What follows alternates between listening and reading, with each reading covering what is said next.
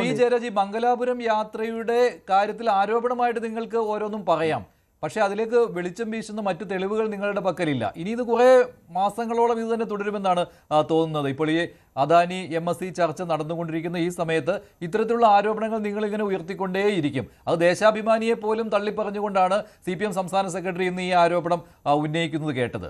അതിനപ്പുറം ഒന്നുമില്ല ഇക്കാര്യത്തിൽ. പിണറായി സർക്കാർ ഇത് അറിഞ്ഞിട്ടുണ്ട്, ഈ ഡീൽ. ഇക്കാര്യം നിങ്ങൾക്ക് നിഷേധിക്കാൻ പറ്റാത്ത തരത്തിലായി കഴിഞ്ഞു.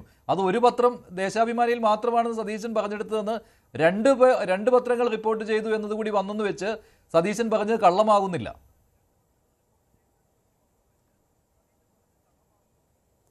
ഇതിനകത്ത് 25% കൂടുതൽ ഓഹരി കൈമാറ്റം ചെയ്യുന്നു, സർക്കാർ അനുമതി ഇല്ലാതെ കൈമാറ്റം ചെയ്യുന്നോ ഇല്ലേ എന്നുള്ളതാണ് ഇവിടെ പ്രശ്നം.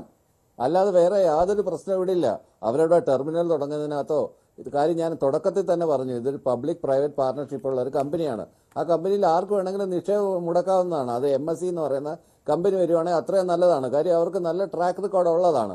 പക്ഷേ അവർ കേരള സർക്കാർ അറിയാതെ ഈ ഓഹരി കൈമാറ്റം ചെയ്യുന്നോ ഇല്ലേ എന്നുള്ളതാണ് ഇവിടെ വിഷയം. അത് ക്ലിയർ ചെയ്താൽ മതി. ഇന്നത്തെ പത്രസമ്മേളനത്തിൽ സതീശൻ പറഞ്ഞത് എന്താണ്? അങ്ങനെ ഒരു സംഭവമേ ഇല്ല. 25% ഇനിയിപ്പോൾ ഇതുമായിട്ട് മുന്നോട്ട് പോവുകയാണ്. സെബിയുടെ ക്ലിയറൻസ് വേണ്ടേ, കേന്ദ്ര സർക്കാരിന്റെ ക്ലിയറൻസ് വേണ്ടേ, എന്നിട്ട് വീണ്ടും ഇവിടെ ഒന്ന് ചോദിക്കണ്ടേ, എന്നിട്ട് നമ്മളത് വേണ്ടാന്ന് പറയാൻ പറ്റുമോ? അവർക്ക് കൈമാറ്റം ചെയ്യേണ്ടെന്ന് പറയാൻ പറ്റുമോ? അദ്ദേഹം വളച്ചൊടിച്ചാണ് കാര്യങ്ങൾ ചോദിച്ചത്. താങ്കൾ കണ്ടതാണ്. ഞാൻ അത് വളച്ചൊടിച്ചല്ലേ താങ്കൾ കാര്യങ്ങൾ പറയുന്നത്?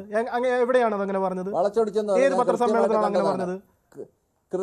എങ്ങനെയാണ് എംപയർ കമ്മിറ്റി വെച്ച് അത് ആലോചിച്ച് അത് പഠിച്ച ശേഷം ഈ വിഴിഞ്ഞത്തിന് വേണ്ടുന്ന കാര്യങ്ങളാണോ അല്ലയോ എന്ന് അറിഞ്ഞ ശേഷമാണ് അതിന് തീരുമാനം എടുക്കുന്നത് എന്നല്ലേ പറഞ്ഞത്? താങ്കളെ പോലെ ഒരാൾ ഇങ്ങനെയാണ് പറയുന്നത്? അതെ, അങ്ങനെ തന്നെ എന്തായാലും പിന്നോട്ടില്ല എന്നുള്ളതാണ്. PM-ശ്രീയുടെ കാര്യത്തിൽ നമ്മളത് കണ്ടതാണ്. ഇനി ഏറ്റവും പിന്നോട്ട് പോകണോ ഇക്കാര്യത്തിൽ? അല്ലല്ല, ഡോക്ടർ ബി ജയരാജ്, ഇക്കാര്യത്തിൽ എന്തിന് പിന്നോട്ട് പോകണം? പിണറായി സർക്കാരിന് ഇക്കാര്യത്തിൽ വേവലാതി ഇല്ലായിരുന്നു. പിന്നെ എന്തിനാണ് UDF സർക്കാരിന് ഇക്കാര്യത്തിൽ വേവലാതി? UDF സർക്കാർ ചെയ്യരുത് നിങ്ങൾ പറയുന്നത് എന്തിനു വേണ്ടിയാണ്? അല്ല, 25% കൂടുതൽ സംസ്ഥാന സർക്കാരുമായിട്ട് അന്വേഷിക്കാതെ ചെയ്യുന്നതിനെതിരെ തന്നെയായിരുന്നു സർക്കാർ അറിഞ്ഞല്ലോ. സർക്കാർ അതൃപ്തി അറിയിച്ചു. അന്ന് തന്നെ ഈ വിവരം അറിയിക്കുകയും ചെയ്തിട്ടുണ്ട്. നടപടിക്രമങ്ങൾ മുന്നോട്ട് പോട്ടെ. ഇതിനകത്ത് വിഷയമൊന്നുമില്ല. സംസ്ഥാന സർക്കാരിന് എതിരില്ല എന്നുണ്ടെങ്കിൽ സംസ്ഥാന സർക്കാർ നടപ്പിലാക്കട്ടെ. ആർക്കും അതിനെതിരെ? സംസ്ഥാന സർക്കാർ അറിഞ്ഞുകൊണ്ടാണ് ചെയ്യുന്നതെന്നങ്ങ് പറഞ്ഞാൽ മതിയല്ലോ. ഈ പ്രശ്നമില്ലല്ലോ. സംസ്ഥാന സർക്കാർ ഇത് അറിഞ്ഞിട്ടില്ല, ഇങ്ങനെ കേട്ടിട്ടില്ല, ഇങ്ങനെ ഒരു സംഭവം അറിയത്തില്ല, മുൻ ഗവൺമെന്റ് ചെയ്തു വെച്ചാണ്, ആ ചർച്ചകളെ കുറിച്ച് എനിക്ക് യാതൊരു ബോധമില്ല എന്ന് പറഞ്ഞിട്ട് ഇന്നസെന്റ് കാർഡ് ഇറങ്ങി പ്ലേ ചെയ്യുമ്പോഴാണ് ഈ പ്രശ്നം ഉണ്ടാകുന്നത്. ചോദ്യം ചോദിച്ചപ്പോൾ പറയുന്നത് എല്ലാവരും കേട്ടതാണ്. ഞാൻ പറയട്ടെന്ന് മഞ്ജുഷ, ഞാൻ പറഞ്ഞ് പൂർത്തിയാക്കട്ടെ. അതിന് ഉടനെ കുഞ്ഞാലിക്കുട്ടി അതിന് ഡിഫൻസുമായിട്ട് വന്നു. ഞങ്ങൾ തമ്മിൽ സംസാരിച്ചുകൊണ്ടിരുന്ന കാര്യത്തിന് മറുപടിയായിട്ട് പറഞ്ഞതാണെന്ന്. അതിനെ വരെ ന്യായീകരിക്കാനായിട്ട് ആള് നിയമസഭ അകത്തുണ്ട്. VD സതീശൻ പറയുന്ന എന്ത് കാര്യത്തിനെയും ന്യായീകരിക്കാനായിട്ട് ന്യായീകരണ തൊഴിലാളികൾ ഇങ്ങനെ ഉണ്ട്. അതിനി പൂക്കിയായാലും എന്തായാലും ഒരു കാര്യം ഉറപ്പാണ്, ബ്ലൂ എക്കണോമി എന്ന് പറയുന്നത് കടൽ കൊള്ളയാണ്. ഇവരെല്ലാം റാസ്പുട്ടിൻസ് ആണ്. കേരളം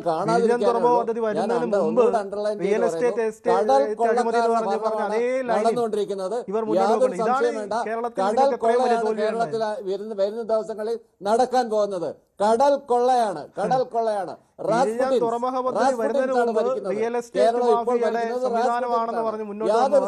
ആ പദ്ധതിയുമായി ബന്ധപ്പെട്ട് കുടുംബക്കാരെ ഉൾപ്പെടെയുള്ളവരെ ആ പദ്ധതിയുമായി ബന്ധപ്പെട്ട് കൊണ്ടുവന്നിട്ട് ഉദ്ഘാടന ചടങ്ങിൽ ഇത് ഞങ്ങളുടെ പാർട്ണറാണ് എന്ന് വിളിച്ചു പറഞ്ഞ് ഉദ്ഘാടനം നടത്തിയ ആളുകളാണ് ഇന്ന് വന്നിട്ട് ഈ പറയുന്ന ആരോപണങ്ങളുമായി ബന്ധപ്പെട്ട് വരുന്നത്. കഴിഞ്ഞ ഗവൺമെന്റിലെ മന്ത്രി, തുറമുഖ മന്ത്രിയാണ് പറഞ്ഞത് അദാനി ഞങ്ങളുടെ പാർട്ണറാണെന്ന്, വികസന പങ്കാളി, അതെ പങ്കാളിയാണെന്ന് പറഞ്ഞത്. അങ്ങനെ പറഞ്ഞ ആളുകളാണ് ഇപ്പോൾ വന്നിരുന്നത് ഈ പറയുന്ന രീതിയിലേക്ക് വേറെ രീതി തുറമുഖ പദ്ധതിയുമായി ബന്ധപ്പെട്ട് വലിയ ആരോപണങ്ങളൊക്കെ വരുന്നത്.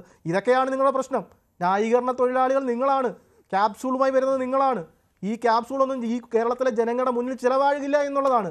എല്ലാ കാര്യങ്ങളും ഒരു വർഷമായി എല്ലാം കണ്ടും കേട്ടും മുന്നോട്ട് പോയ ആളുകൾ ഇപ്പോൾ വന്നിട്ട് ഒന്നും അറിഞ്ഞില്ല എന്ന് പറഞ്ഞ് ഒരു സർക്കാരിൻ്റെ മേൽ ആരോപണം ഉന്നയിക്കുമ്പോൾ അതിന് മറുപടി കേൾക്കുമ്പോൾ അസ്വസ്ഥരായി പോവുകയാണ്. ദേശാഭിമാനി പത്രത്തെ വരെ തള്ളിപ്പറയാണ്. ഞങ്ങൾക്കൊന്നും ദേശാഭിമാനി പത്രത്തെ ഒന്നും വിശ്വാസമില്ല. പക്ഷേ നിങ്ങളുടെ വരിക്കാരായ ദേശാഭിമാനി പത്രത്തെ വരിക്കാരായി കണ്ട് പത്രം വായിക്കുന്ന പാർട്ടി മെമ്പർമാർ ഉൾപ്പെടെയുള്ളവർ നാളെ ഈ പത്രം വേണോ വേണ്ട എന്ന് ചിന്തിക്കേണ്ടി വരും. പാർട്ടിക്കൊരു ലൈൻ, ദേശാഭിമാനിക്കൊരു ലൈൻ. എന്തുവാണ് ഇത് പറയുന്നത്? ആരോടാണ് പറയുന്നത്? പാർട്ടി സെക്രട്ടറിയാണ് തള്ളി പറഞ്ഞത്. പാർട്ടി സെക്രട്ടറിയാണ് തള്ളി പറഞ്ഞത്. ദേശാഭിമാനി പത്രത്തെ തള്ളി പറഞ്ഞു എന്നത് വസ്തുതയാണല്ലോ. രജിൻ സംസാരിക്കുന്നത് എന്റെ സമയം എടുത്തല്ലേ? അല്ല, താങ്കൾ പറഞ്ഞത് പറഞ്ഞിട്ടുണ്ട്. അങ്ങനെയല്ല പറഞ്ഞത്. അതിനേക്കാളും മുമ്പേ വേറെ പത്രങ്ങളിലും വാർത്ത വന്നിരുന്നു. അതിനകത്ത് താങ്കൾ തള്ളി പറഞ്ഞെന്നല്ല പറഞ്ഞത്, നിങ്ങളുടെ പാർട്ടി സെക്രട്ടറി തള്ളി പറഞ്ഞെന്നാണ് പറഞ്ഞത്. പറഞ്ഞൊരു കാര്യം താങ്കൾ പറഞ്ഞെന്നല്ല പറഞ്ഞത്, പാർട്ടി സെക്രട്ടറിയാണ് തള്ളി പറഞ്ഞത്. ഞാൻ താങ്കളുടെ സമയത്ത് ഇടപെട്ടോ? അല്ല സാർ, താങ്കൾ പറഞ്ഞ കാര്യമല്ല പറഞ്ഞതെന്ന് പറഞ്ഞില്ലേ? രജിന് ഒരു ജനാധിപത്യ മര്യാദ കാണിക്കണം. താങ്കൾ സംസാരിച്ചുകൊണ്ടിരുന്നപ്പോ ഞാൻ ഇടപെട്ടോ? ഞാൻ താങ്കൾ സംസാരിച്ചുകൊണ്ടിരുന്നപ്പോ ഇടപെട്ടോ? താങ്കൾ എന്റെ ഇത്രയും സമയം കവർന്നെടുത്തിട്ടില്ലേ? എനിക്കിനി അങ്ങോട്ട് പറയാനുള്ള അവസരം തരൂ. ഒന്നും മിണ്ടാതിരിക്കാമെങ്കിൽ ഞാൻ പറയാം. ഇതിനകത്തുള്ള പ്രധാനപ്പെട്ട പ്രശ്നം എന്താണ്? ഇതിനകത്ത് ഒരു ഒറ്റ പ്രശ്നമേ ഉള്ളൂ. ഈ 25% കൂടുതൽ ഓഹരി വിൽക്കുന്നത് സ്റ്റേറ്റ് ഗവൺമെന്റ് അറിഞ്ഞുകൊണ്ടുള്ള ഇടപാടാണോ ഇല്ലയോ? 25 ലക്ഷം രൂപ ചെലവാക്കി ചാർട്ടേഡ് ഫ്ലൈറ്റിൽ ഇയാൾ യാത്ര ചെയ്തത് ബഹുമാനപ്പെട്ട മുഖ്യമന്ത്രി വി ഡി സതീശൻ യാത്ര ചെയ്തത് ആര്യാടന്റെ ബന്ധുവിനെ കാണാനായിട്ടാണോ അതോ അദാനിയുമായിട്ട് ഡീൽ ഉണ്ടാക്കാനാണോ? അതുപോലെ തന്നെ PM-3 പദ്ധതിയിൽ ഒപ്പിട്ടത് എന്തിന്റെ അടിസ്ഥാനത്തിലാണ്? കേരളത്തിലെ ഗവർണർ ഓരോ സ്ഥലത്തെയും വൈസ് ചാൻസലർമാര് അവർക്കനുസരിച്ചിട്ടുള്ള ബോർഡ് ഓഫ് സ്റ്റഡീസ് മാറ്റുന്നതും ഒക്കെ ഹയർ എഡ്യൂക്കേഷൻ മിനിസ്റ്റർ അറിഞ്ഞിട്ടാണോ അല്ലാതാണോ ചെയ്യുന്നത്? അങ്ങനെ അടിമുടി, അതായത് ഒരു ഗ്രേസ് പീരീഡ് നമ്മളൊരു ഗവൺമെന്റിന് കൊടുക്കും. അതായത് ഹണിമൂൺ പീരീഡ് എന്ന് പറയുന്ന ഒരു ഗ്രേസ് പീരീഡ്. ഈ ഗ്രേസ് പീരീഡ് പോലും കൊടുക്കാത്തക്ക രീതിയിൽ അത്ര ഫാസ്റ്റസ്റ്റ് ആയിട്ടാണ് ഷെയ്ഡി ഡീൽസ് കേരളത്തിൽ നടന്നുകൊണ്ടിരിക്കുന്നതെന്ന് വളരെ വ്യക്തമായിട്ട് കേരള രാഷ്ട്രീയം ഒബ്സർവ് ചെയ്യുന്ന എല്ലാവർക്കും മനസ്സിലാവും. ഇന്നല്ലെങ്കിൽ നാളെ ഞാൻ പറഞ്ഞ വാക്കുകൾ എഴുതി വെച്ചോ.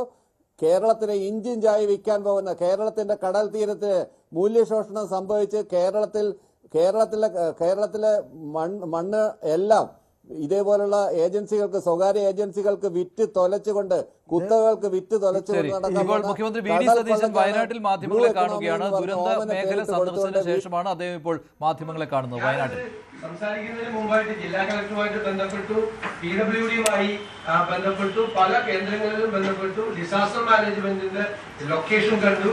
ഇതെല്ലാം കണ്ടിട്ടുള്ള പ്രാഥമികമായ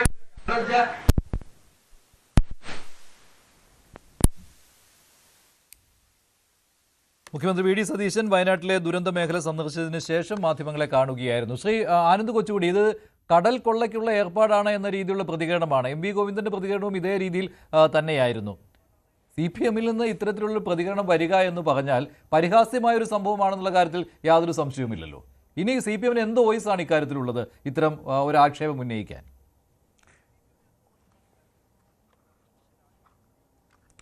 അല്ല മഞ്ജുഷ്, ഈ പിണറായി വിജയൻ്റെ 10 വർഷക്കാലത്ത് കഴിഞ്ഞ 5 വർഷത്തിൽ വ്യവസായ മന്ത്രിയായിരുന്ന P രാജീവ് ഇന്ന് നടത്തിയ അദ്ദേഹത്തിൻ്റെ പ്രതികരണം അത് എത്ര പരിഹാസ്യമാണ് അദ്ദേഹം പറയുന്ന കാര്യങ്ങൾ. കൂടുതൽ വാർത്തകൾക്ക് News 18 Keralam YouTube channel subscribe ചെയ്യുക.